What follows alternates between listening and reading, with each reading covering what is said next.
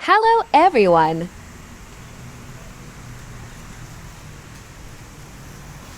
Ayan guys, nandito na kami sa San Yat-sen Memorial Hall. Ito yung mismong Memorial Hall guys. Ayan, ipakita ko sa inyo. Ang ganda. Ayan, nakikita niyo yung 101. Ayan, ipaliliing. Gagala ko kayo dito guys. Ayan, ayan. Nakikita niyo yan. Dahan-dahan natin iikot ang camera. Ayun, si Ate Jeline. Nahagip. Ayan guys, ito naman yung sa may papunta sa yung arena, Taipei Arena. Ayan siya guys.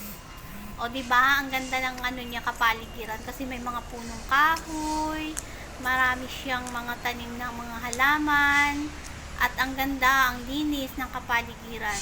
Sobra guys, nakaka-relax dito sa lugar na to, kaya favorite ko naman itong puntahan. Pang 4 times ko na itong pinuntahan guys. Sobra, nakakatuwa, nakakatanggal ng stress, at marirelax ka talaga kasi hindi siya mainit, marami siyang punong kahoy.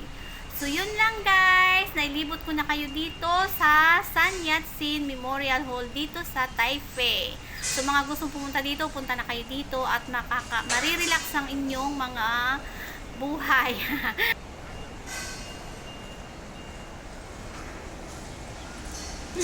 Bye bye guys, thank you for watching.